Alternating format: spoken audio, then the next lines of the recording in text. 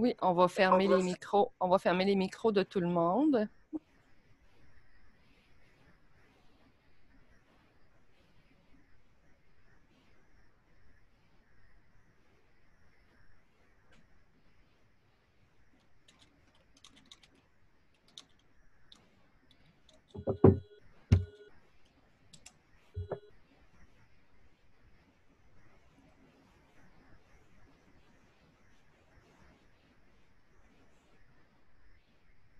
C'est un trou. Nous sommes plus de 50 pour qu'ils puissent se connecter.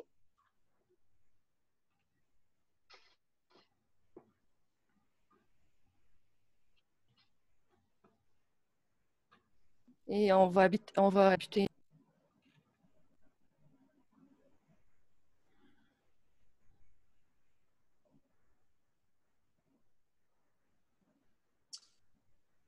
À lever la main, c'est plutôt plus avec 3 petits points et non pas participants.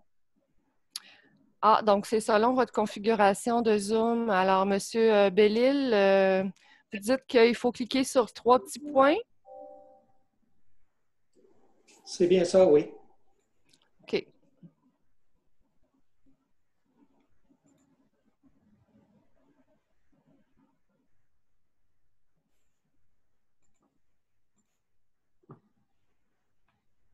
Encore 2 minutes et on va débuter.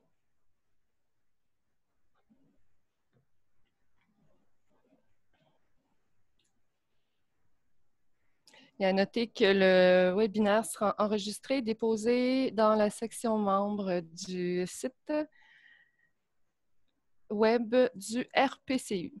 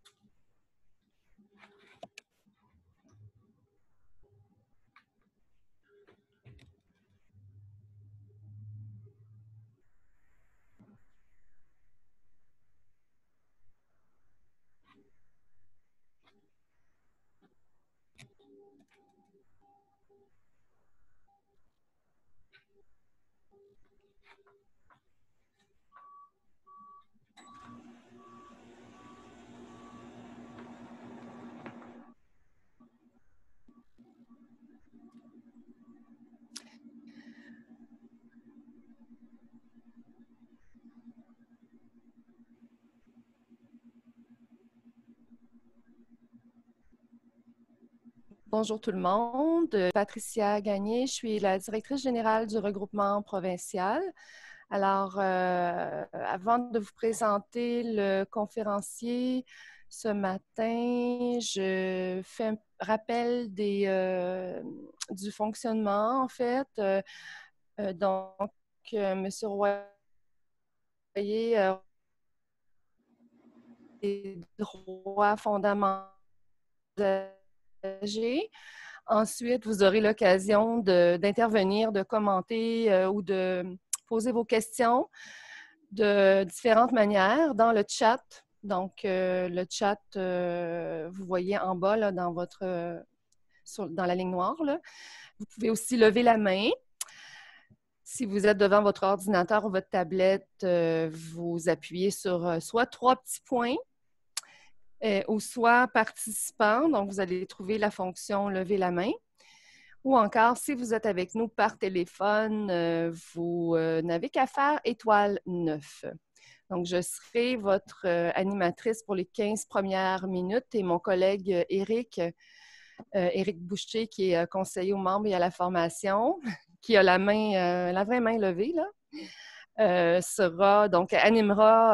vous animera ensuite, là, à partir de 11h15. Donc, sans plus tarder, alors, je vous présente Germain Royer, qui est agent d'éducation et de coopération à la Commission des droits de la personne et des droits de la jeunesse. Il va aborder la question des droits fondamentaux de la Charte québécoise des droits et libertés en lien avec nos 12 droits des usagers dont nous sommes les gardiens finalement, comme un regroupement. Alors, il est responsable de la mise en place des processus d'intervention concertés pour contrer la maltraitance envers les personnes aînées et toute autre personne majeure en situation de vulnérabilité. Il offre également du soutien conseil sur le rôle et les responsabilités de la commission, plus particulièrement sur la question de l'exploitation des personnes âgées ou handicapées. Alors, voilà, Germain, la parole est à toi. Bon webinaire. C'est à mon tour. Oui. Merci, vous m'entendez bien? Très bien, tout va bien. Super. Ben, écoutez, bonjour à tous et à toutes. Ça me fait plaisir d'être avec vous ce matin. Écoutez, pour moi, c'est toujours un peu spécial de parler tout seul devant un écran. Je pense que c'est le cas de beaucoup de personnes. Donc, j'espère que vous n'allez pas m'en tenir rigueur. Première des choses, qu'est-ce que je veux faire avec vous ce matin? En fait, les droits des usagers et moi, ce que je vais essayer de faire, c'est peut-être un peu clarifier certaines notions en lien avec la charte, en lien avec les droits des usagers. Je n'ai pas la prétention d'être un juriste, je ne suis pas quelqu'un qui vient faire du droit constitutionnel, c'est pas ça l'objectif ce matin, mais c'est peut-être d'être capable de recadrer, en fait, tous les droits fondamentaux en lien justement avec les droits des usagers et après ça, peut-être de voir plus spécifiquement, dans le contexte actuel, on a beaucoup de questions, c'est-à-dire de quelle façon les droits fondamentaux s'appliquent, comment ça se fait qu'on a l'impression que certains droits fondamentaux ont peut-être été mis de côté à cause de la situation COVID. Donc, c'est ces questions-là qu'on va se poser. Moi, je vais essayer de faire le tour avec vous de certains aspects et j'espère par la suite qu'à travers vos questions, ça va pouvoir nourrir la discussion et on pourra évidemment peut-être préciser certaines choses. Petit avertissement, je ne donne pas d'avis juridique. Souvent, les gens arrivent avec des situations très complexes. C'est sûr, on ne va pas donner d'avis juridique ce matin. Je ne suis pas avocat de toute façon de formation, donc ça ne sera pas mon rôle. Mais toutefois, on est capable d'orienter et de mieux comprendre peut-être certaines situations au regard des droits fondamentaux. Donc, première des choses, les gens nous connaissent, d'autres nous connaissent moins. C'est peut-être important de savoir ce qu'est la Commission des droits de la personne et des droits de la jeunesse. Donc, c'est un organisme public indépendant qui a pour mandat de voir à l'application, en fait, du moins au respect de la Charte des droits et libertés du Québec. Donc, la Commission des droits, en fait, est créée en vertu de la Charte. Donc, la Charte des droits et libertés prévoit la création d'un organisme pour justement s'assurer de l'application de la Charte des droits et libertés, en tout cas du moins d'en faire sa promotion. La Commission a plusieurs mandats. Un des mandats, notamment, c'est la question d'éducation, de la promotion des droits. Il y a aussi un mandat qui est au niveau de la recherche et au niveau dans des recommandations qu'on pourrait faire au gouvernement du Québec. Et un autre mandat aussi qui intéresse beaucoup les gens, mais des fois qu'on saisit un peu mal, c'est le recours à la Commission des droits de la personne et des droits de la jeunesse. Et ceci étant, déjà d'emblée, je peux vous dire une chose, les recours en matière de droits fondamentaux, la Commission ne peut pas vraiment porter directement devant les tribunaux. On peut faire des recommandations, mais si vraiment il y a une atteinte à un droit fondamentale, la Commission ne peut pas recevoir une plainte de cette nature-là, mais peut faire enquête en matière de discrimination et en matière d'exploitation de personnes âgées ou personnes handicapées.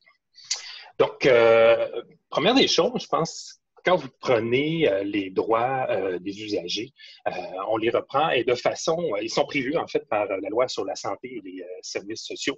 Donc, dans la L4S, vous allez avoir les droits évidemment des usagers et à travers ces droits-là, évidemment, ils sont garantis, oui, par une loi, mais c'est important de comprendre que toutes les lois au Québec doivent être en quelque sorte, doivent respecter la Charte des droits et libertés. Donc, évidemment, il n'y a pas une loi au Québec qui pourrait mettre en place certaines dispositions qui conviendraient à la Charte des droits et libertés du Québec. Donc, quand vous prenez les droits des usagers, ils découlent directement ou même indirectement de certains droits fondamentaux qui sont prévus dans la Charte. Quand on parle de ces droits fondamentaux-là, le premier droit que vous allez voir, et peut-être une petite précision, parenthèse, les droits dans la Charte, ils sont numérotés et souvent le réflexe, si on dit, écoutez, le premier droit est plus fort que le 10e, puis que le 48e, ça ne fonctionne pas de cette façon-là. Donc, la Charte, c'est un tout, et il faut le regarder comme un tout, et il faut en faire une interprétation large et libérale. Donc, mais le premier droit, si vous prenez le premier article de la Charte, on va dire tout être humain a droit à la vie, ainsi qu'à la sûreté, à l'intégrité et à la liberté de sa personne. Donc, si vous prenez juste le premier article, je vous dis, écoutez, ça englobe quand même une grande partie des droits des usagers que vous connaissez. Donc, on peut peut-être le prendre, mais d'avoir le droit des services, le droit de choisir, en fait, le droit de recevoir des soins, de consentir, de refuser, de participer aux décisions. Ce sont tous des droits qui sont évidemment liés directement ou indirectement à la question de la liberté de sa personne et qui visent ultimement, évidemment, au droit à la vie et à la sûreté et à l'intégrité. Parmi les autres droits fondamentaux, évidemment, il y a peut-être certaines choses dont on doit tenir compte. Les comités d'usagers, oui, ils sont prévus par la L4S, mais des fois, on l'oublie un peu, mais la Charte garantit aussi la liberté d'association, la liberté de réunion pacifique, et la liberté d'opinion, ce qui vous laisse amplement de latitude pour, évidemment, dénoncer certaines situations, ce que vous faites déjà, mais il faut comprendre que ce sont des droits qui sont aussi garantis par la Charte. Par le temps qui court, évidemment, un des droits dont on a parlé abondamment, et si on parle justement de la question des CHSLD, j'y reviendrai peut-être en fin de présentation, évidemment, c'est toute la question de la dignité. Donc, la Charte prévoit évidemment le droit à la sauvegarde de cette dignité. Et par les temps qui courent, une des choses qu'on nous dit, notamment quand on parle de la question de la CHSLD, est-ce qu'il y aurait peut-être une atteinte directe à ce droit? Je pense que poser la question, c'est y répondre évidemment. Évidemment, toute personne a le droit au respect de sa vie privée. Donc, c'est prévu dans la Charte. Écoutez, il y a plusieurs autres droits fondamentaux. On pourrait faire, évidemment, le tour, les lire un par un. Moi, ce que j'essaie de voir, c'est vraiment de recentrer ça sur ce qui nous intéresse un peu ce matin. Et ça semble, somme toute, assez simple, mais c'est important de les regarder. Parce qu'on oublie souvent, on dit, oui, on a des droits, mais ces droits-là, oui, se définissent dans un cadre légal qui, évidemment, vous avez une loi, et cette loi-là doit tenir compte de la Charte des droits et libertés, qui a justement un statut au Québec qu'on va dire quasi constitutionnel. Dans le contexte actuel, vous le savez, évidemment, il y a eu une déclaration d'urgence sanitaire, la loi sur la santé publique le prévoit, et la loi sur la santé publique qui prévoit justement la déclaration d'urgence sanitaire, fait en sorte que le gouvernement peut mettre en place certaines mesures qui, d'un premier point de vue, pourraient sembler compromettre certains de nos droits fondamentaux. Donc, c'est important de comprendre que la Charte des droits et libertés existe aussi des dispositions qui permettent au gouvernement de restreindre par une règle de droit certains droits fondamentaux. Mais il faut bien comprendre que ça ne permet pas de faire n'importe quoi. Donc, quand on dit qu'on ne peut pas faire n'importe quoi, évidemment, c'est de comprendre qu'il y a quand même certains critères et que les règles de droit à ce moment-là qui s'appliquent au moment de l'urgence sanitaire, si on les met en place, on doit être capable de démontrer que c'est justifié et que ça peut se démontrer dans le cadre, évidemment, d'une société libre et démocratique. C'est-à-dire que si on met en place certaines mesures, ça vise, par exemple, la sécurité de la population, qui, dans ce cas ici, est en jeu, et c'est un critère objectif de dire, bien, on veut protéger la population, évidemment, dans le contexte actuel, et pour ce faire, bien, on va temporairement limiter certains droits. Évidemment, et tout ce contexte-là fait en sorte que les gens deviennent un peu confus.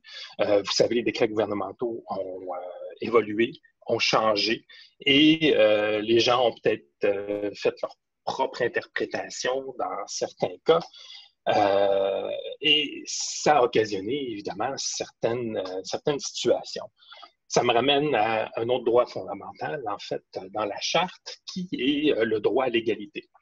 Donc, le droit de ne pas être discriminé. Vous avez peut-être déjà entendu parler des motifs de discrimination, c'est-à-dire les raisons pour lesquelles on ne peut pas discriminer une personne. Donc, on peut parler, vous les connaissez, là, mais je vais les énumérer rapidement. Là. On ne peut pas discriminer quelqu'un sur la base de sa race, la couleur, le sexe, l'identité ou l'expression de genre, la grossesse, l'orientation sexuelle, l'état civil. Et dans ce cas ici, je mets l'emphase là-dessus, l'âge, sauf dans la mesure prévue par la loi, la religion, les convictions politiques, la langue, l'origine ethnique ou nationale, la condition sociale, et je mets l'emphase sur le handicap ou l'utilisation d'un moyen pour pallier ce handicap. Et pourquoi je mets un peu l'emphase sur ça ce matin, en fait, sur la question de la discrimination? Bien, parce que c'est une des choses qui est peut-être ressortie durant le contexte COVID, c'est-à-dire qu'on comprenait peut-être mal parfois certaines règles de droit et les gens, notamment, il faut le dire, les gens de 70 ans et plus pour lesquels on avait fait certaines recommandations, ben, se retrouvaient discriminés, que ce soit des fois dans l'accès aux services, dans l'accès au commerce et même à l'inverse, au niveau des soins, parfois, bien, évidemment, on avait commencé à moduler puis à changer, finalement, en pensant que parce qu'ils avaient 70 ans et plus, bien oui, on veut les protéger, mais protéger jusqu'à quel point et jusqu'où. Donc, c'est là qu'il y a eu peut-être des fois, là, selon, en tout cas, du moins si on ne peut pas se prononcer vite, mais les médias ont quand même rapporté certaines histoires qui, justement, pouvaient laisser, en tout cas, du moins paraître une atteinte au droit à l'égalité basée justement sur l'âge par des situations discriminatoires. Et c'est toujours un peu, c'est difficile de se prononcer un peu comme ça, mais moi, je veux vous amener, c'est peut-être d'avoir le focus, oui, il faut protéger, vous avez le travail, vous avez le mandat de protéger les usagers et d'appliquer évidemment les 12 droits. Et c'est bien de les recontextualiser aussi actuellement. Puis, évidemment, c'est pas parce qu'il y a l'urgence sanitaire que ces droits-là ne s'appliquent plus. Donc, je pense que c'est ce qu'il faut retenir. C'est sûr que ça amène aussi certaines situations. Je ne peux pas vous le cacher, mais par exemple, moi et Patricia, on s'est parlé un peu plus tôt pour la question des caméras de sécurité en CHSLD. Quand je vous dis qu'il faut regarder la charte comme un tout, c'est toujours un peu complexe. C'est-à-dire, par exemple, pour la question des caméras en CHSLD, ben, d'un côté, on pourrait dire que c'est une atteinte à la vie privée. Et de l'autre côté, ça pourrait être aussi une mesure pour protéger et assurer la sécurité des usagers. Donc, de quelle façon et sous quel angle on va le regarder? Donc, au bout de la ligne, c'est toujours, évidemment, on cherche un équilibre entre les droits des uns et les droits des autres. C'est ce qui est un peu l'objectif de la Charte. Donc, au bout de la ligne, qu'est-ce qu'on veut? C'est dire, bien, si on veut protéger l'usager, bien, pour pas atteindre sa vie privée, bien, ce serait minimalement d'informer qu'une caméra, qu'est-ce qu'on va faire avec, et d'autre part, bien, d'informer les employés qui risquent d'être surveillés. Puis même dans certains cas, on pourrait dire, bien, on ne va pas les informer parce qu'on soupçonne de la négligence ou de la maltraitance, ce qui, dans certains cas très précis, puis encore là, je fais attention, mais du moins, c'est ce qu'on tend à dire, c'est qu'on pourrait des fois aussi, même, c'est la question des caméras cachées, par exemple. Je vous donne ça comme exemple parce que, écoutez, vous savez, là, par des temps qui courent, beaucoup de situations en CHSLD. Et on revient justement avec la question des droits fondamentaux en lien directement avec cette situation-là qui court dans les CHSLD. Déjà, je regarde le temps, il est déjà 11h20. Puis, je pense que d'emblée, là, vous me direz, on pourrait déjà commencer par, si vous le voulez, prendre, si vous avez des interventions, des questions. Je pense que Patricia a quitté, et là, c'est Éric qui va prendre le relais. Parfait. Donc, Éric, je te laisse mener le tout.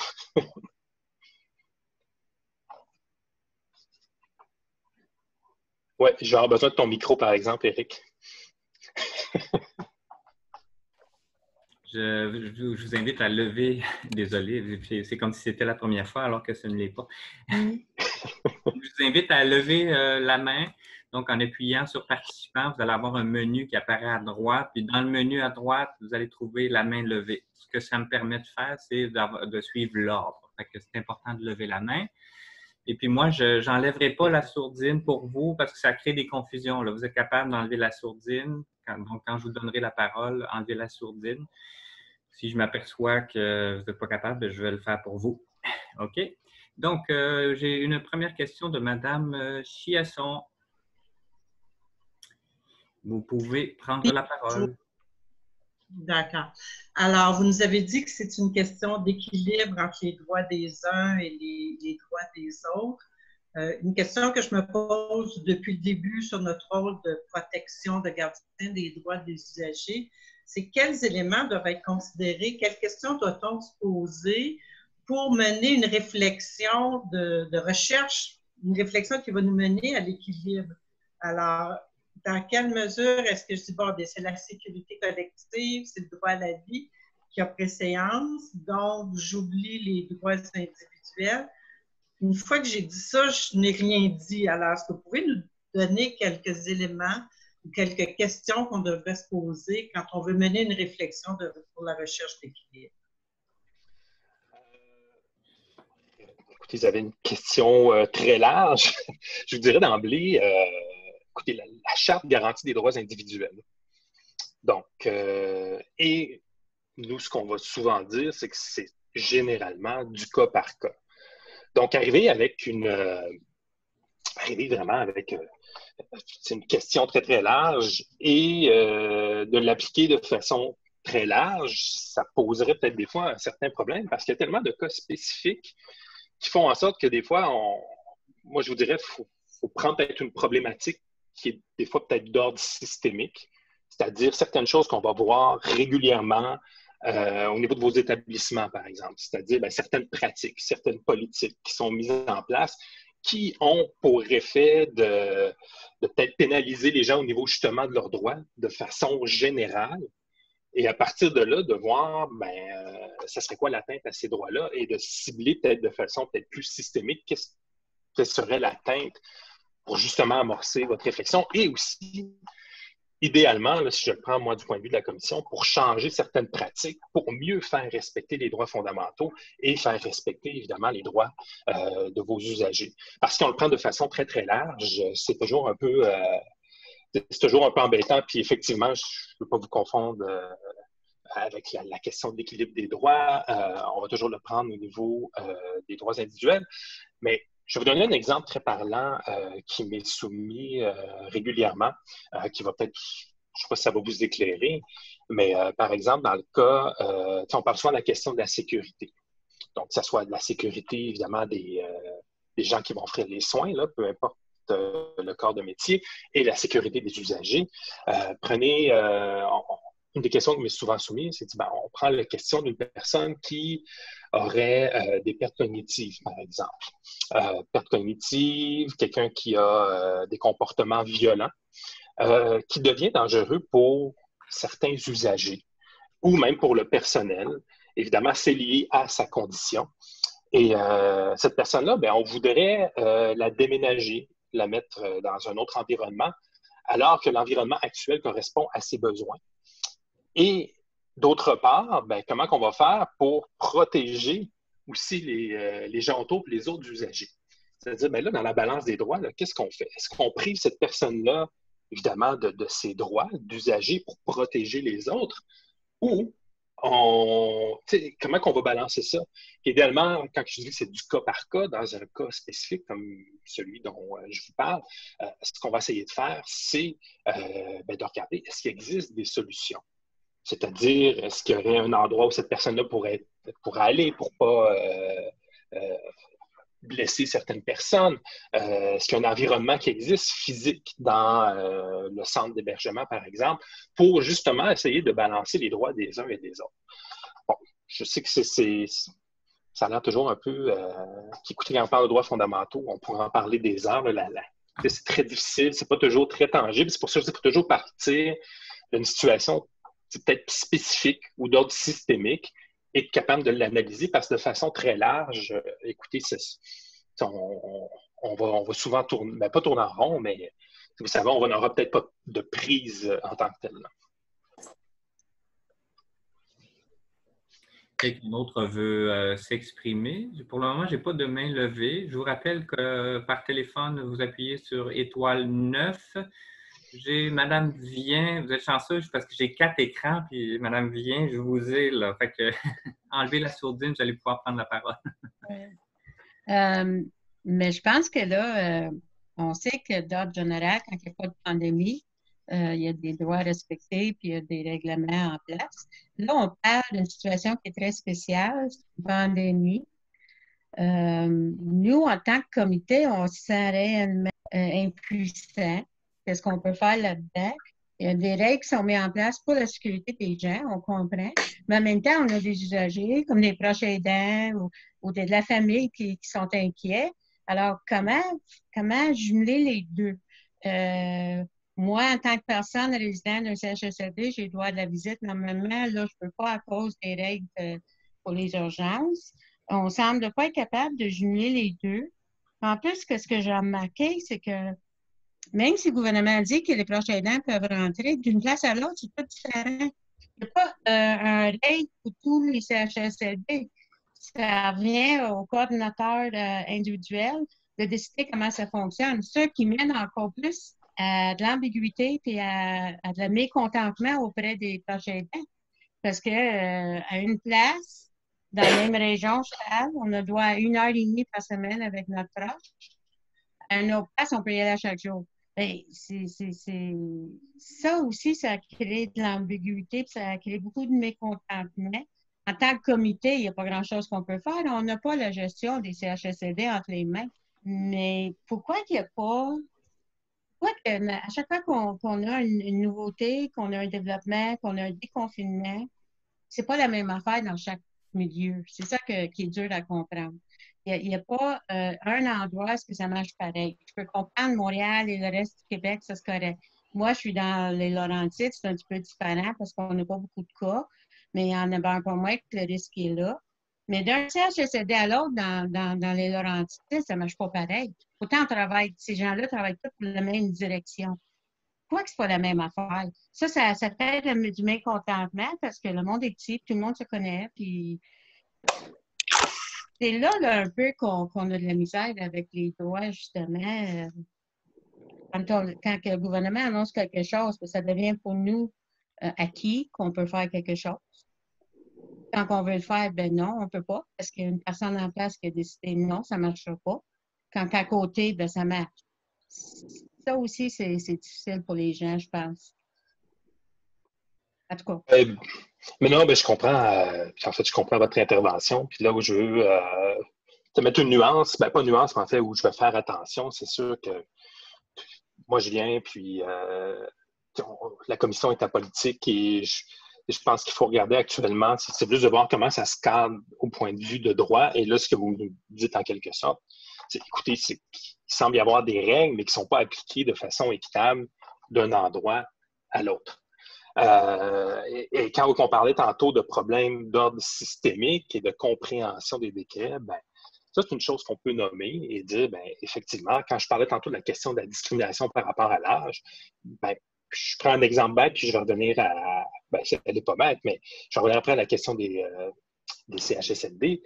Juste par exemple, à l'accès au commerce, écoutez, à travers les décrets, il y a eu des évolutions, mais à un moment donné, ce qui arrive, c'est que les gens de 70 ans et plus avaient quand même le droit d'aller au commerce, même si on recommandait ce qu'ils ne faisaient pas. Mais les commerces, qu'est-ce qu'ils faisaient? On avait une mauvaise compréhension de la règle et on interdisait l'accès au commerce aux personnes de 70 ans et plus. ce qui était discriminatoire parce qu'on comprenait mal la règle.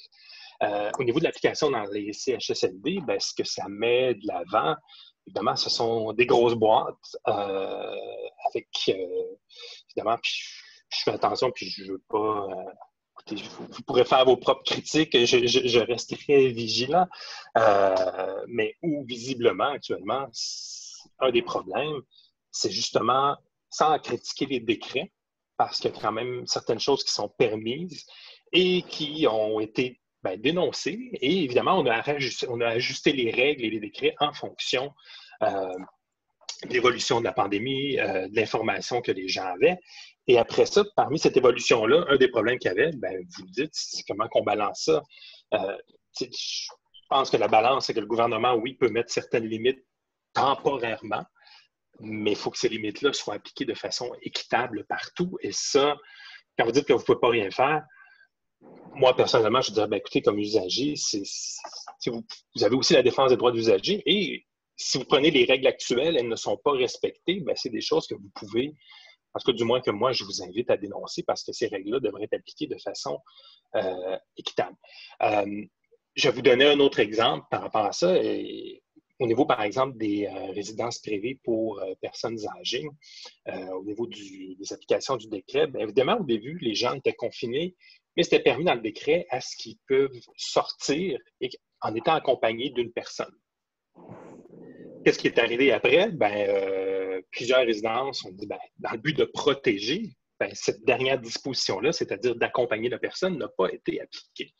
Et évidemment, ce sont des choses qu'on devait dénoncer parce que, évidemment, écoutez, c'était permis en vertu du décret, mais on mettait en place, des fois, on ne mettait pas en place les mesures pour permettre aux gens de sortir adéquatement. Donc, quand je vous dis qu'on ne peut pas rien faire, moi, je pense qu'au cours de la pandémie, c'est une chose qu'on a pu voir, que ce soit nous au niveau de notre organisation ou de d'autres organisations. Il y a beaucoup de problématiques qui ont été ramenées. Vous avez quand même une voix aussi actuellement, d'autant plus que vous êtes sur le radar. Moi, si c'est des choses qui deviennent très problématiques, en tout cas, c'est toujours facile de dire de l'extérieur et de dire de dénoncer, mais je pense qu'il faut quand même le rapporter dans une certaine mesure. Quand vous parlez de résidences privées, vous savez qu'ils n'ont pas tous des comités non plus. Et ces gens-là, oui, ils ont ces gens-là, ils ont le même recours que tout le monde. La charte est là pour tout le monde. Oui, tout à fait. Tout à fait, exactement. Bon, puis je peux vous dire aussi qu'ils avaient quand même aussi... les résidences privées avaient quand même recours au commissaire aux plaintes. Donc je sais que ce sont des plaintes qui ont été rapportées régulièrement. On a recommandé, on a essayé de gérer ça à la pièce. Et c'est ça. Mais quand c'est pas appliqué, quand c'est pas appliqué de façon équitable, moi, évidemment, je vous invite aussi à... C'est sûr, c'est pas le temps d'aller faire une manifestation, là, mais... C'est ça, là.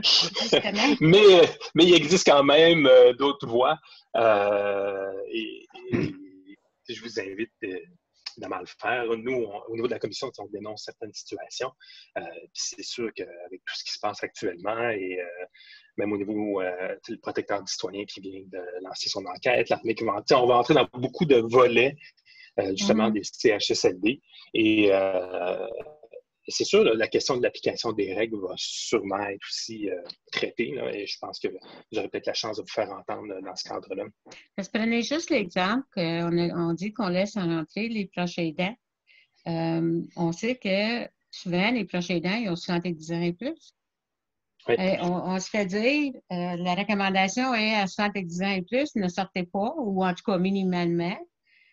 Par contre, on a une personne en résidence qu'on veut aller voir. Tu sais, ça devient difficile là, à gérer, cet aspect-là. Là. Oui, il y a un bout qui appartient à la personne. Et là, c'est là la nuance doit être faite. C'est la recommandation et la règle de droit. Là. Et actuellement, ce qu'on voit, c'est que les recommandations ont été souvent perçues comme des règles de droit. Après ça, quand on parle de la liberté de la personne, c'est individuellement la personne de 70 ans et plus qui est un proche aidant, qui estime qu'elle est en bonne santé, qui va dans un milieu qui n'est peut-être pas à risque et qui se sent à l'aise d'y aller, ne devrait pas être interdite parce que si on parle d'une recommandation et si elle estime qu'elle va y aller pour la santé de l'autre personne, puis là, c'est à elle à faire, évidemment, cette analyse-là. Ça relève de la liberté individuelle de cette personne-là qui est cadrée par une recommandation, pas par une règle de droit. Donc, la nuance est très importante. Et actuellement, je vous dirais, c'est cette nuance-là que souvent au cours de la pandémie, en tout cas du moins dans le contexte, qui n'a pas toujours été fait, c'est-à-dire de confondre les recommandations versus les règles de droit. Puis encore là, quand on fait une recommandation, l'idée, c'est évidemment ce qu'on veut, c'est protéger la population, la sécurité, mais c'est aux gens individuellement, au cas par cas, d'évaluer certaines. Juste un petit élément, après ça, je vais laisser parler quelqu'un d'autre. On s'est aperçu, oui, des personnes âgées, que la population a l'air avancée, c'est juste les passagers qui ont le coronavirus qui en meurent. Ils ont le, puis vous autres, les vieux, restez en dedans, puis on ne se l'a pas contaminé. Je trouve qu'à quelque part, le message a mal passé. Oui, il y a beaucoup de cas dans les CHSLD, mais on sait aussi que les gens qui restent dans les CHSLD, la plupart sont beaucoup malades, puis une grippe va peut-être avoir le même impact des fois sur des gens. Là. Ça, il faut être honnête. Nous, les comités, on travaille avec eux, fait qu'on sait un petit peu plus que les autres. Moi, je passe mon temps d'expliquer à ma famille. Ils disent, ben, comment ça fait qu'ils meurent? Ben, je dis, elles sont malades à plein ma barre. Il y en a qui ont plus de misère que d'autres à passer au travail des maladies. Mais là, c'est comme si la population s'en lave les mains et ils disent, ben, oh, c'est juste les vieux qui pognent, c'est juste ceux qui vont en mourir. Puis nous, on peut faire ce qu'on veut. Fait que là, les personnes âgées, on se dit, OK, nous, on reste enfermés, puis on est tous pires que les gens qui restent dans les résidences, qui n'ont pas le droit de sortir, qui n'ont pas le droit d'avoir de la visite en passant. C'est la même affaire pour nous autres dans nos maisons. Là. Fait que comment tu gères ça? Là, Ben, gérer. Question large, deux choses. La première, c'est qu'on parle de mesures au niveau de l'urgence sanitaire, de mettre en place certaines mesures. C'est qu'objectivement, statistiquement, c'est reconnu que les populations. Ben, actuellement, là, moi, je ne suis pas spécialiste, là, vous appellerez M. Arruda, mais ce qu'on dit, c'est vraiment qu'en haut de 70 ans et plus, les 70 ans et plus constituent une population plus à risque à la COVID. Ça ne veut pas dire que les populations plus jeunes ne peuvent pas l'attraper. Ça, c'est actuellement, en tout cas du moins, c'est l'information objective qu'on a. Après ça, de cette information-là, qu'est-ce qui en découle? Ben, c'est un autre problème, c'est de l'âgisme. C'est-à-dire que parce qu'on est parti de cet état de fait-là, que les personnes de 70 ans et plus sont plus à risque, ben, ça crée une situation où on va commencer à avoir des préjugés et à entretenir certains comportements à l'égard des personnes de 70 ans et plus. Et c'est là que ça devient problématique. Et c'est là où je reviens au début de mon exposé, quand je parlais de la question de la discrimination sur la base de l'âge. Et c'est là que je pense vraiment qu'il y a une pente glissante, en fait, dans l'interprétation qu'on peut faire justement de cette statistique-là et de ce fait-là. Et c'est sûr qu'il faut mettre en place certaines mesures pour protéger, mais toujours encore là dans des limites objectives. Mais au niveau de la compréhension et de la population, ben, c'est sûr que ça pourrait faire, en tout cas du moins, c'est qu'on peut observer actuellement de stigmatiser ou de créer justement des situations discriminatoires pour les personnes âgées de 70 ans et plus, parce que, évidemment, c'est un classique, mais on met tout le monde dans le même paquet. Là. Si vous me permettez, je prends un raccourci, là, mais... Merci. Je vais laisser la parole à quelqu'un d'autre. Germain, j'oserais poser une question à propos de l'installation et de l'utilisation de caméras dans des établissements. Qu'est-ce que la Commission des droits de la personne penserait de ça avec le point de vue des droits de la personne? On a déjà fait mention dans certains avis et je fais attention parce que je ne l'ai pas devant moi et je ne veux pas me risquer de vous donner de la mauvaise information, mais j'en ai parlé auparavant. C'est qu'évidemment, dans certains critères, dans certaines conditions, c'est quelque chose qui pourrait être permis. Si c'est fait de façon unilatérale, ben là, il y a peut-être certains dangers. Et encore une fois, je le prends vraiment au cas par cas. Si on prend dans une perspective de protéger l'usager et que l'usager en est informé, ça peut être une chose qui peut être faite. Si ça a pour objectif de devenir une situation, par exemple, de harcèlement envers l'employé qu'on n'aime pas puis qu'on veut, ben là, ça devient problématique. Donc, encore là, on tombe un peu dans la balance des droits. Est-ce qu'on peut mettre des caméras? Oui, mais il y a toujours un mais qui se déclinent selon différentes situations. Si on recule un peu par le passé, c'est arrivé que plusieurs situations de maltraitance, de négligence en CHSLD ont justement été mises au jour à cause de caméras de sécurité cachées parce qu'on avait des raisons objectives de croire qu'il y avait de la maltraitance et qu'on ne l'aurait pas dénoncé, qu'on n'aurait pas pu la démontrer autrement. Et on est toujours un peu mal à l'aise, mais n'empêche que l'utilisation de caméras a permis de mettre fin à ce genre de situation-là. À l'inverse, dans certains cas, c'est la famille qui voulait contrôler les allées et venues d'un proche, qui les surveillait à journée longue à distance. Le proche était plus ou moins informé. Puis on appelait la préposée, puis ouais, je regarde la caméra, ma mère n'a pas pris ses médicaments, mon père n'a pas fait ça, pas fait ci, pas fait ça. Ben ça aussi, là, ça devient un peu aussi problématique. Donc, est-ce que la réponse est est-ce que c'est clair, oui ou non? A priori, ça peut être fait. Encore là, il faut voir jusqu'où dans l'atteinte au droit, jusqu'où ça peut être fait. Je parlais spécifiquement des caméras installées par l'administration de l'établissement. Oui, si vous faites référence à la situation, écoutez, encore une fois, on n'a pas sorti publiquement. Je fais attention, je mets un gros bémol à ce que je vais dire. Mais c'est sûr, je ne sais pas si encore là, si vous faites dans la balance des droits, vous êtes dans un contexte où il y a une pénurie de personnel et c'est la seule façon que vous avez, et c'est objectif, de pouvoir assurer la sécurité de l'usager. Est-ce que dans la balance des droits, ça pourrait, s'il est informé, peut-être. Mais est-ce que ça devient une façon et un raccourci pour justement faire en sorte qu'il n'y ait plus ou moins de staff à l'intérieur? Ça, c'est un autre problème, vous comprenez? C'est vraiment deux situations. Donc, a priori, dans un contexte très particulier, actuel, où vous avez une pandémie, où les gens sont à risque, où il manque de staff, on aurait peut-être tendance à dire, écoute, c'est peut-être une mesure temporaire qui peut permettre de sauver une vie. Écoutez, c'est un droit fondamental, le droit à la vie.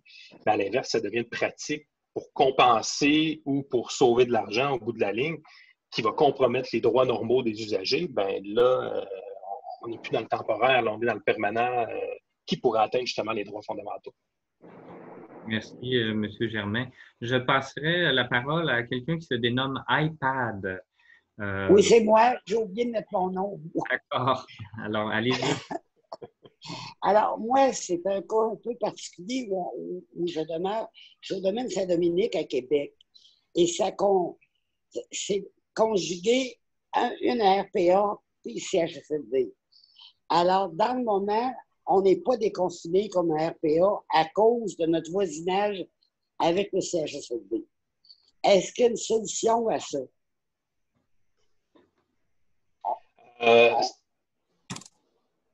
Je pense que c'est rare au Québec. Il n'y en a pas beaucoup d'institutions comme ça. En fait, ce que vous dites, c'est que vous êtes physiquement, il y a une RPA qui est dans le CHSLD, ce que je comprends. Oui, c'est le même établissement. Puis il y a une section qu'on appelle les suites, où il y a 39 résidences, 39 appartements. Les suites, c'est des gens autonomes qui sont régis par les mêmes lois et les règlements que les autres RPA. C'est-à-dire que notre loyer, on a affaire à la régie. Bon. Mais là, dans le moment, on est aussi confiné que le CHSLD parce qu'on a la même salle à manger. On a... alors là, on commence à être tanné, parce qu'on est autonome. Si on était dans une autre résidence, on pourrait sortir. Mais là, on ne peut pas recevoir de visite, on ne peut pas sortir. Est-ce qu'il y a une solution? Comme je vous l'ai dit au départ, je suis vraiment embêté que là, vous sortez, vous dites, hey, t'as une minute qu'il y a un gars de la commission qui me dit qu'on peut faire ça. J'ai évidemment pas tous les éléments pour analyser. Non, mais si on on va le regarder. Oui, on peut le regarder sous deux angles. C'est-à-dire, d'une part, si physiquement, il n'existe absolument aucune solution et ça pourrait compromettre la sécurité des gens en CHSLD, qui est une population peut-être plus vulnérable, il faudrait peut-être trouver des solutions. Bon, Moi, la question que je me dis, c'est est-ce qu'on veut appliquer une règle unilatérale parce que c'est plus simple? Ça, c'est une chose. Ou on veut, d'autre part, vraiment mettre en place une règle, c'est ce qu'on va dire, pour protéger les gens du CHSLD, ce qui est une autre chose. Et là, c'est là que je vous inviterais peut-être à faire l'analyse, c'est-à-dire, est-ce qu'il existe des solutions intermédiaires, c'est-à-dire pour faire en sorte que des gens puissent, la RPA puisse avoir accès, évidemment, puis de sortir comme tous les autres RPA au Québec, sans que ça vienne compromettre la sécurité des gens du CHSLD. Et là, écoutez, je suis un peu embêté dans la mesure où je ne sais pas physiquement. Il y a vraiment une question d'aménagement physique. Il y a une question vraiment... Il y a une question d'aménagement physique, ça, je la comprends. Je la comprends, là, parce que ça demanderait des investissements pas mal pour séparer les deux. Parce que si les portes coupe-feu, mettons, étaient situées 8 pieds plus loin à droite, là, en sortant de l'ascenseur, ça pourrait se séparer facilement. Mais là, c'est pas ça. Alors, ça demanderait... Puis je dois dire que l'administration à date, dans le fond, même comme RPA, on a été choyés parce que dans la plupart des RPA, pendant le gros du confinement, il y avait leur repas à porte de leur appartement, puis ils faisaient chauffer, puis tandis que nous autres, on a toujours eu accès à la salle à manger. Ils ont mis en place des mesures qui nous ont facilité la vie tout le temps. Là, ils ont aménagé une espèce de parloir, moi j'appelle ça un parloir de prison, très, très beau, avec des plantes vertes, tout ça, où les gens peuvent venir nous voir à travers une vitre. Bon. Mais je me demandais, on a un immense parc en arrière. Il me semble que ce serait facile, en respectant les 2 mètres, de pouvoir voir notre monde dehors plutôt qu'à travers une vitre. Excusez-moi, je ne sais pas comment lever la main. Est-ce que vous m'entendez? Moi, là, je suis allé en haut à droite sur mon écran, puis c'est marqué, il y a des petits points, c'est marqué plus, puis cliquez sur ça, puis vous allez voir, lever la main. Quel est votre nom? Je vous invite à me donner votre nom, s'il vous plaît, parce que j'ai déjà 5 personnes qui ont levé la main avant vous. Quel est votre nom? Non, c'est commissaire aux plaintes. Je pense que c'est ça qui est indiqué. Je voulais juste dire, vous pouvez déposer une plainte. On va regarder ce qui peut être fait. Je trouve ça très intéressant parce qu'en fait, j'allais vous référer, madame, au commissaire aux plaintes et étrangement, il vous entend.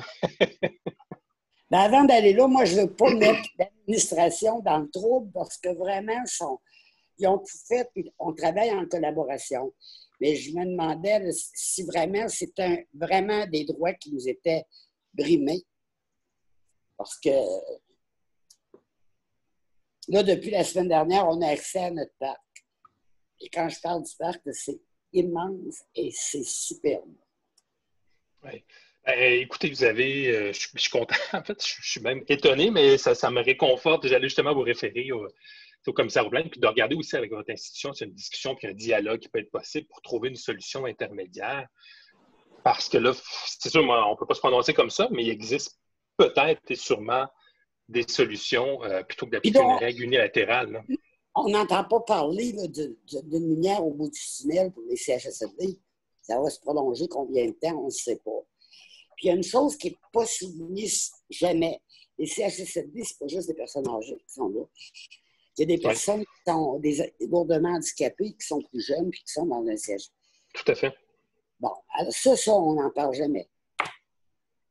D'autres, on en a qui sont jeunes, là, avec des maladies comme la sclérose. Oui. Jeunes, ce pas des personnes âgées. Ah non, nous, on en a parlé, en tout cas, du moins. On en a mais quand les médias parlent des CHSLD, ils parlent juste des vieux. Ah oui, écoutez, puis, je vous dis, même nous, par voie de communiquer, on essaie de mettre aussi, ça fait partie aussi de la réalité du CHSLD.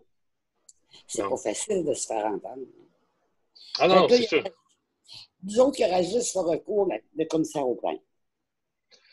C'est une avenue, puis voir aussi à travers, là, si vous êtes là, c'est sûr que là, vous êtes dans un RPA, mais c'est un comité, est-ce qu'il existe une autre instance à l'intérieur pour avoir... Un délai de plusieurs mois, parce que du côté des résidences, le commissaire aux plaintes, c'est la commissaire aux plaintes CIUS. OK, parce que c'est quand même... Écoutez, puis en même temps, c'est un cas quand même assez particulier, là. Oui, je pense que dans la province, je ne sais pas si l'organisation du RPCU est au courant, mais je pense qu'on est peut-être une dizaine d'établissements. C'est assez exceptionnel. Alors, merci. Merci beaucoup. J'aimerais passer la parole à Benoît. Benoît, vous pouvez enlever la sourdine.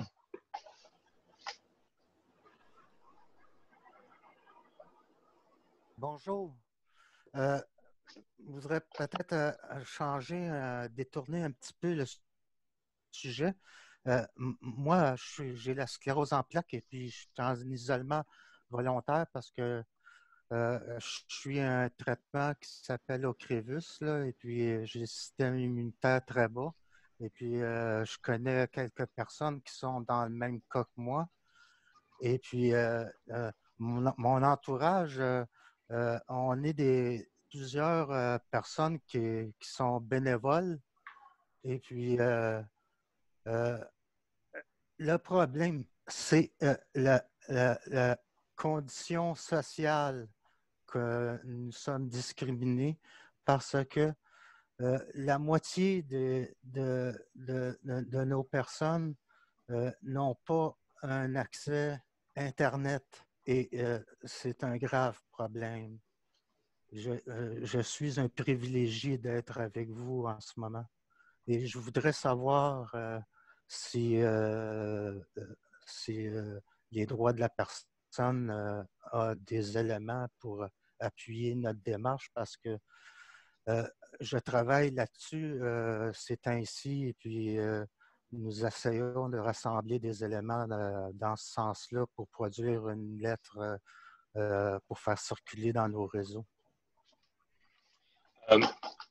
Écoutez, ce que vous mettez de l'avant, ben oui, c'est quelque chose que nous, on reconnaît, c'est-à-dire l'aspect de la condition sociale. Et pour entrer dans tout le détail, quand on parle d'intersectionnalité, en fait, c'est là, bon, combinaison du handicap et versus quand vous parlez de la condition sociale. Et ben oui, tout à fait. C'est d'ailleurs, on a sorti il n'y a pas longtemps, en fait, une déclaration sur évidemment la question des personnes handicapées dans le contexte de COVID. Et je me souviens, on avait travaillé sur, je ne me demande pas si on n'a pas travaillé sur cette question-là. Je ne vais pas vous induire en erreur, mais je pourrais peut-être envoyer le lien à ce moment-là au RPCU sur notre dernier communiqué que vous pourrez lire. Puis ce sont des choses qu'on va dénoncer publiquement. Puis évidemment, quand vous dites, une des choses qu'il faut faire, c'est ramener cette réalité-là auprès des instances qui décident. Puis effectivement, parce que c'est une atteinte aux droits fondamentaux des gens, quand vous parlez de la fracture numérique, ben, elle est là. Et ça devient aussi une question de sécurité. C'est que les gens ont besoin, dans un contexte comme ça, ben, d'une part d'isolement, d'autre part d'information et d'accessibilité, parce que des fois, même physiquement, l'accessibilité physique pour une personne handicapée est parfois un peu compliquée et ça a besoin d'adaptation. Et cette adaptation-là, bien, évidemment, elle nécessite des coûts parfois. Et là, c'est très particulier parce que là, on ne peut pas compenser et il n'y a pas des tiers qui peuvent venir nous aider parce que souvent, on est en isolement. Donc, si on est en isolement, bien, comment qu'on fait? Donc, ça crée évidemment beaucoup de problématiques que nous, on a dénoncées, donc on essaie de mettre au jour. Mais comme vous dites, ben, moi, on pourra vous référer. Là, je pourrais peut-être envoyer le lien sur notre déclaration. Je vous invite à continuer à faire circuler la lettre et à sortir. C'est quelque chose qui doit être dénoncé. Je sais et la commission en est consciente et essaie d'en faire part. Je pense au niveau des instances, au niveau de ses sorties, au niveau des médias.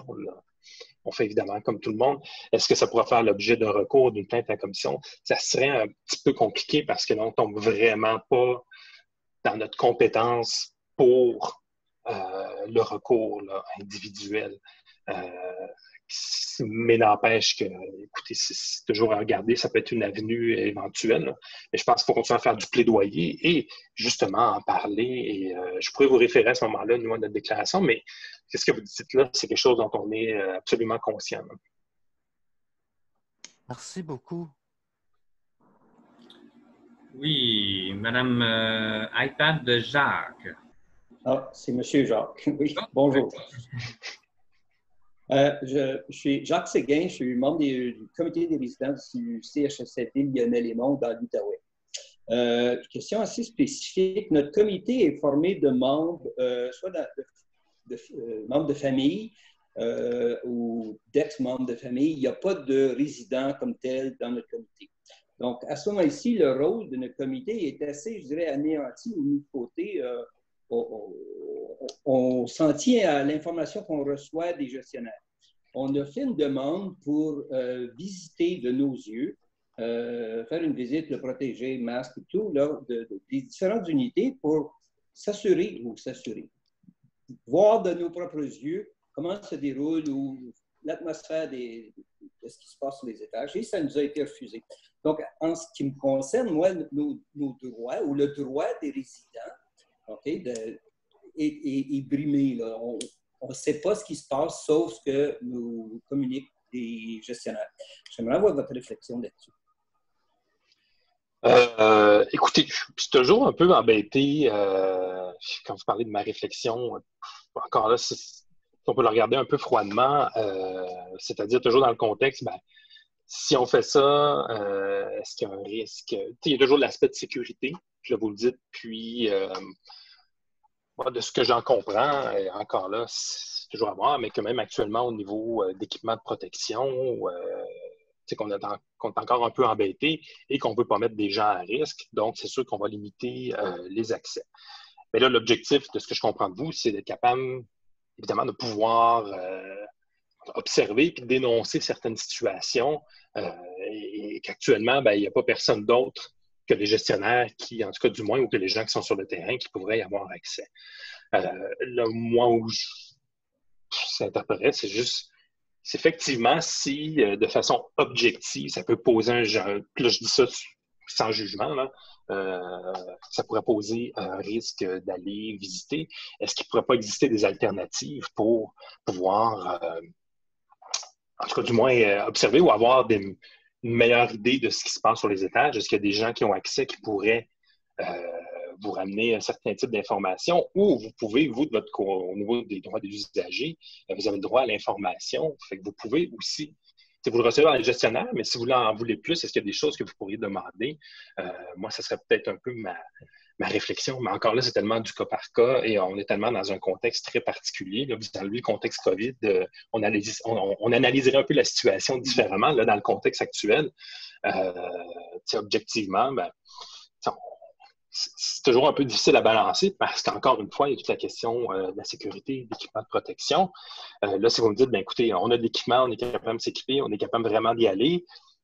Puis là, je fais un peu l'avocat du diable, mais souvent, l'argument qu'on va nous dire, c'est, je prends juste au niveau, par exemple, des infirmières qui dénoncent et qui ont encore de la misère à avoir, même les gens qui travaillent en CHSLD, c'est rapporté régulièrement, nous on le reçoit, ils ont peut-être des problèmes au niveau de l'accès d'équipement de protection, et là, l'équipement, je fais l'avocat du diable, mais l'équipement serait utilisé pour des gens pour aller observer, alors que des gens qui donnent des soins n'auraient eu besoin. Je ne dis pas que c'est ça qui va arriver, là, mais je veux juste vous dire, vous voyez, c'est toujours... Quand on constate qu'il y a beaucoup de proches aidants qui vont régulièrement, je ne vois pas l'objection à ce que 2 membres du comité aillent faire une visite qui n'a jamais eu lieu. Là, dans le sens, l'argument de manque de matériel ou de contamination, à mon sens, est un peu poussé quand il y a des moyens de se protéger et qu'il ne s'agit pas d'aller toucher à quoi que ce soit et qu'il y a régulièrement beaucoup de proches aidants qui fréquentent l'établissement. Donc, oui, puis encore là, je vous dis ça, je fais ça de façon très, très objective, là, en fait. Je ne suis pas embêté d'aucune façon, là. Monsieur Pierre Cadieux, désolé, est-ce que Germain, avais-tu terminé l'intervention? Oui, puis en fait aussi, il faut voir au niveau du décret, puis de la règle actuelle, puis de la recommandation. Mais là, au niveau de la règle, on est vraiment au niveau de l'accès aux proches aidants. Il n'y a pas vraiment d'autres accès. Moi, je vous dirais, c'est chercher peut-être une solution intermédiaire pour voir qui ou est-ce que vous connaissez des proches aidants. C'est pas question d'envoyer des taupes, là, c'est pas ça le but. Mais il y a peut-être des gens que vous pourriez sonder qui ne font pas partie de l'établissement et qui pourraient peut-être vous apporter des informations. Sans parler d'espionnage, c'est pas ça, mais c'est juste d'être capable de recueillir d'informations peut-être autrement. Puis il n'y a rien qui vous empêche de le demander aussi, encore là, à l'institution. Là. C'est beau. Je comprends très bien votre préoccupation. Germain, l'heure avance. Oui. Donc, on devait terminer à 13 heures, si je... C'était prévu de 11 h à midi. Mais écoutez, moi, je suis encore ici. Midi, oui. Midi, oui. Je peux prolonger, c'est pas un problème, ça fait plaisir. C'est juste pour savoir. Alors, donc, M. Pierre Cadieux, la prochaine personne. C'est moi. OK. Alors, Manon Pedneau, vous m'entendez? Oui. OK, bon. Alors, moi, je suis membre, président de comité d'usagers DI TSADP. Alors, ça fait partie de nos difficultés, nous, d'avoir accès aux usagers de façon générale, même avant le COVID. Là, ce qu'on réalise aussi, avec les personnes âgées, on a fait une forme d'ouverture pour les proches, tandis qu'avec les usagers DI, TSADP, cette ouverture-là est très lente, alors qu'ils ne vivent pas nécessairement en grosses institutions, mais la facilitation entre les proches et les usagers peut être vraiment bien encadrée. Alors, on se demande à ce moment-là, est-ce qu'il y a une forme de discrimination par rapport à ces usagers-là? Parce que, au fond, ils ne devraient pas être... on devrait comme les aider davantage à être en contact avec leurs proches, puisque, bon, la majorité sont plus jeunes, ils sont dans des ressources entre 6 et 9 par ressource. Donc, est-ce que là, il n'y aurait pas moyen d'ouvrir davantage? Écoutez, d'emblée, si vous le dites, est-ce qu'il y a moyen... au niveau du fonctionnement, je suis un peu dur, mais si on prend la question de façon plus large, quand on parle au niveau de la déficience intellectuelle, des troubles physiques vraiment avancés, ben, ce sont des gens peut-être plus vulnérables qui n'ont pas toujours la capacité de se défendre adéquatement et pour ces raisons-là, devraient être mieux accompagnés dans certains cas. Parce que, évidemment, défendre ses droits lorsqu'on est... évidemment, on n'a pas nécessairement toujours les capacités, que ce soit physique ou intellectuelle, il ne faut pas se le cacher. On a besoin d'accompagnement et de limiter l'accès à ces gens-là. Ben oui, quand de façon globale, poser la question encore là, c'est répondre, est-ce que ça peut être discriminatoire? C'est peut-être sur la base du handicap dans certains cas, ben oui. Après ça, ben là, c'est beau dire que oui, c'est discriminatoire, puis on dénonce un problème, ben qu'est-ce qu'on fait? Encore une fois, moi, j'en ai pris conscience, c'est des choses qu'on a vues au niveau de la Commission des droits, c'est des choses qui, moi, m'ont été rapportées de façon assez régulière. Et éventuellement, ben, c'est des choses sur lesquelles nous, on va vouloir peut-être se pencher. En tout cas, du moins, déjà, on le dénonce, on en parle. Il va falloir que ça soit fait peut-être, quand on parlait tantôt du volet systémique, ce sont des choses qu'il faut mettre de l'avant parce que ce sont souvent, en tout cas de notre point de vue, des gens qui sont un peu plus sans voix et qui ont besoin de représentation. Donc, c'est sûr que tout un volet à avoir et il y a différentes façons de le prendre. Là. Ça sera à vous au niveau de la stratégie. Tantôt, il y avait une commissaire aux plaintes. Bien, des fois, il y a peut-être des cas très spécifiques de gens qui ne recevaient pas les soins et qu'on n'en prend absolument pas conscience parce qu'ils sont seuls, isolés, n'ont pas nécessairement de voix. Donc, c'est peut-être un avenue. Et encore là, moi, je reviens souvent dans la question des comités de suivi. Quand je parle du plaidoyer, on arrive avec des problématiques, mais il faut être capable de les mettre parce que ce dont vous parlez actuellement, c'est quelque chose qui n'est pas propre à votre institution, mais qui est quand même, je pense, généralisé partout dans le Québec là, au niveau justement on peut le prendre sur divers moyens, mais tous les gens qui sont lourdement handicapés, je pense notamment au niveau de la déficience intellectuelle, c'est entre autres un enjeu. Là. Puis je sais que je ne réponds pas, je voudrais vous arriver avec une belle solution, mais est-ce que je réponds à votre première question, que ça peut devenir discriminatoire? Ben oui, il faudrait le prendre vraiment au cas par cas, mais effectivement, de façon, il y a un problème d'ordre systémique à ce niveau-là. Oui, tout à fait. OK, merci. Madame Nathalie Boudreau. Oui, bonjour. Alors, Côte-Nord, dans le fond, c'est à peu près la même situation, mais au niveau des jeunes, on sait qu'au niveau des centres jeunesse, les droits des jeunes, bon, qui étaient en centre jeunesse, la communication, ça a été suspendu, l'information, c'est difficile de rétablir malgré qu'il y a des efforts, mais je voulais voir, est-ce qu'il y a quelque chose qui se dégage au niveau de la commission, au niveau des droits des jeunes? Ils n'ont plus accès à l'école, Souvent, ils sont en centre d'hébergement. Qu'est-ce qui arrive? On sait qu'il y a une augmentation de détresse au niveau des jeunes. Y a-t-il quelque chose au niveau, ben là, on va viser au niveau de la discrimination, mais c'est un peu l'accès aux jeunes aussi, l'accès à tout. Oui, puis on tombe vraiment dans un autre volet. Puis je voudrais d'emblée, je suis un peu pas embêté parce que je m'occupe beaucoup de la question des personnes âgées, personnes handicapées. Au niveau du volet jeunesse, on est quand même sorti pour dénoncer justement plusieurs problématiques qui découlent directement du contexte actuel, justement pour les jeunes en centre d'hébergement. D'ailleurs, je pourrais vous référer à notre communiqué sans rentrer dans tout le détail. Puis évidemment, là, quand on parle des droits des jeunes, là, en fait, tout ce qui est prévu en vertu des deux lois, là, quand on ne parle pas de la charte, mais au niveau de la protection de la jeunesse puis de la LJPA, ce sont des dispositions et que plusieurs atteintes justement aux droits qui sont prévus, évidemment, qui deviennent limitées à cause du contexte. Et ça, on l'a dénoncé parce que, évidemment, les jeunes ont aussi les mêmes besoins et aussi, en fait, sont privés à certains niveaux.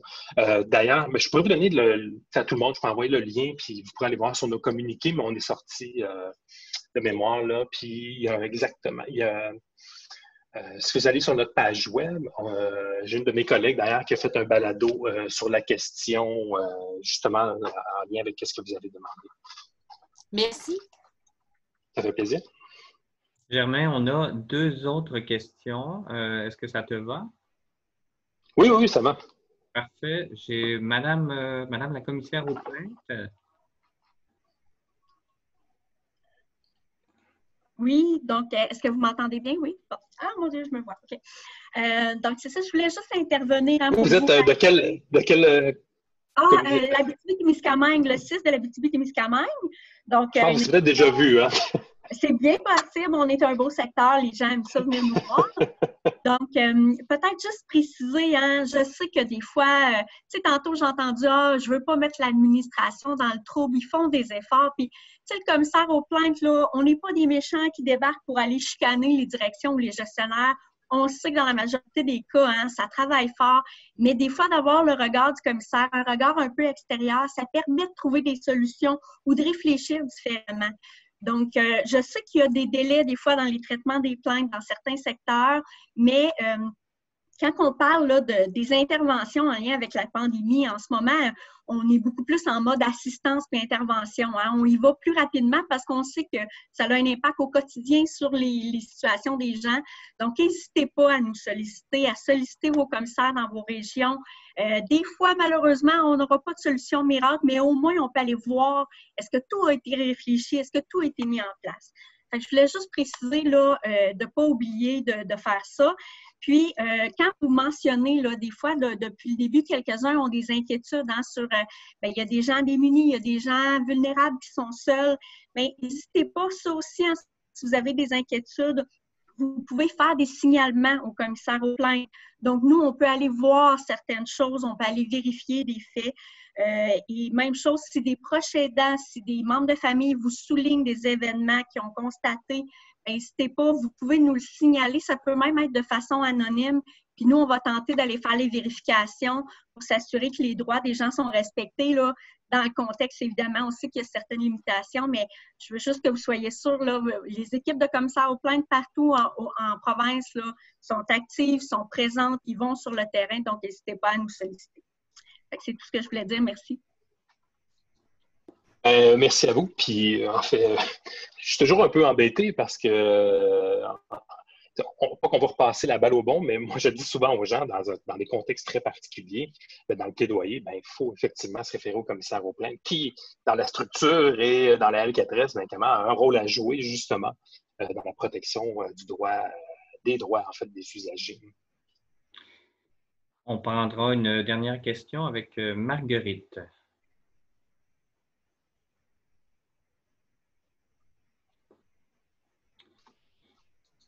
Vous pouvez enlever la sourdine.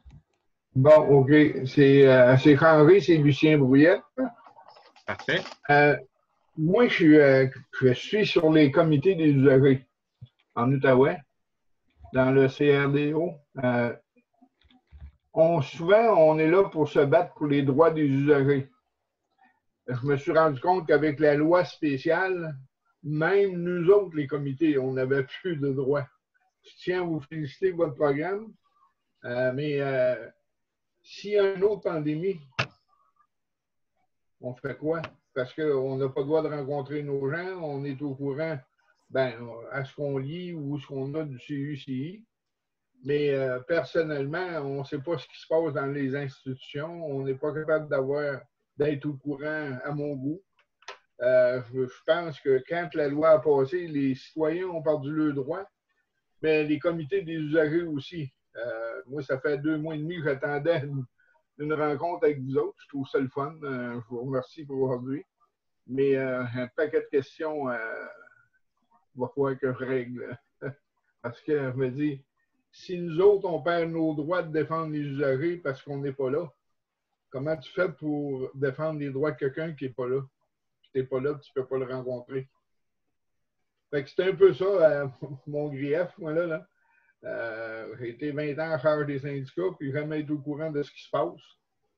Je me fais dire que je pose beaucoup trop de questions. Mais si on veut s'occuper du bien-être des usagers, il faut savoir ce qui se passe. Puis là, tout ce qu'on sait, c'est des rencontres sur le web. Celle-là est le fun. Les autres, c'est des écrits seulement. Je suis content parce que je me disais que ça fait 2 mois et demi que la pandémie a commencé. Puis pour moi, c'est la première fois que j'ai un contact direct avec le RPCU. Je suis pas mal content de ça. Fait que s'il y a... je sais bien que je me demande si c'est une question, non, juste une doléance. Parce que je me dis... on n'est pas assez renseigné là. Fait que je vous remercie pour cette journée. C'est tout. Merci. Puis je tiens juste à rappeler, écoutez, en tout cas, de notre point de vue et de votre point de vue, s'il vous plaît, il existe encore des droits. Là, on n'a pas tout mis sur la glace temporairement. Et c'est important de se le rappeler. Et souvent, on se ramène justement au fait de penser qu'on n'a plus de droits. Non, c'est tellement faux. Des fois, on a limité certaines parties de certains droits dans un contexte très particulier, mais ça ne vient pas bâillonner tout le monde. Et comme vous dites, vous posez des questions, la première chose à faire, c'est continuer de le faire, parce que c'est comme ça qu'on met au jour des fois certaines situations. Et probablement, une chose que nous, on observe au niveau de la commission, c'est qu'on reçoit, évidemment, on a des canaux, on reçoit des questions. Moi, j'en reçois de différentes régions, de différentes situations, et on se rend compte que, évidemment, ce sont des cas qui sont répétés et répétés partout, partout à travers le Québec. Donc, ce sont des problèmes qui sont d'ordre systémique, et c'est souvent en les mettant de l'avant, en les dénonçant, puis l'idée, c'est d'être capable de mettre au jour, des fois, justement, des atteintes aux droits des usagers, des atteintes aux droits fondamentaux des usagers, que j'étais... Okay. Et qu'on est capable de travailler, évidemment, sur peut-être des solutions et chercher des solutions pour, évidemment, pour les gens, là, pour faire respecter leurs droits. Ah oui, puis je vois dans les commentaires, ne pas rappeler, évidemment, vous avez toujours, je le rappelle souvent aussi, on a le commissaire aux plaintes, mais pas oublier que tous les centres d'accompagnement aux plaintes de chacune des régions sont disponibles pour aider à faire l'accompagnement. C'est un processus qui est toujours un peu compliqué. Et la L4S, bien oui, prévoit les comités d'usagers, mais prévoit aussi la création des centres d'accompagnement aux plaintes. Et c'est important d'en tenir compte pour, évidemment, des fois référer certains usagers qui ont besoin d'aide, en fait, pour accompagner, puis pour faire des plaintes. Et même des fois, pour s'adresser au commissaire, on voudrait être accompagné. Les centres d'accompagnement aux plaintes de chacune des régions peuvent le faire. Je vous invite aussi, écoutez, avant le mot de la fin, Germain, je vous indique qu'il y a 2 vidéoconférences par semaine qui sont organisées par le RPCU pour que les membres puissent exprimer leurs problématiques. Alors, suivez-nous sur le site Internet ou sur Facebook, vous allez voir.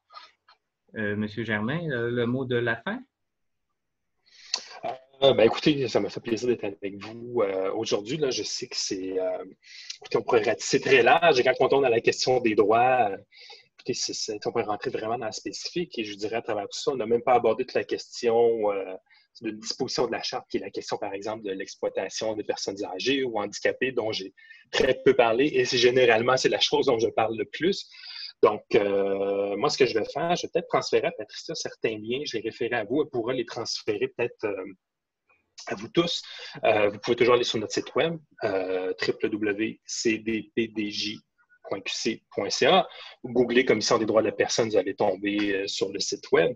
Et je peux référer aussi à certains communiqués, certaines sorties qu'on a fait. Et éventuellement aussi, si vous avez des points, des choses que vous voulez éclaircir, c'est-à-dire comprendre mieux le recours à la commission, comprendre mieux ce que c'est l'article 48, je peux regarder avec Patricia, puis ça me fera plaisir de revenir avec vous. Il y a peut-être des gens que j'ai déjà rencontrés aussi dans un avenir. En fait, peut-être qu'un jour, on va pouvoir se revoir.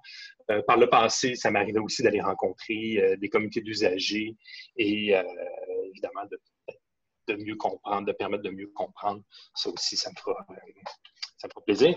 Puis éventuellement, vous avez vraiment des questions, des problématiques. Je ne peux pas répondre à tout le monde, mais écoutez, on est là, la commission est là pour vous.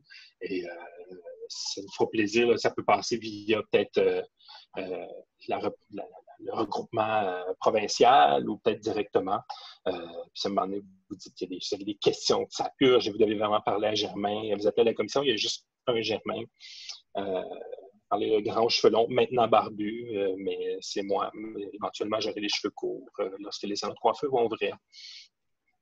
Donc, merci à tous et bon après-midi. Un grand merci, Germain, pour votre participation. C'était super apprécié. Et puis, la vidéoconférence sera disponible en rediffusion par la suite. Donc, merci à tous et je vous souhaite un très bel après-midi. Merci. Merci beaucoup. Bonjour.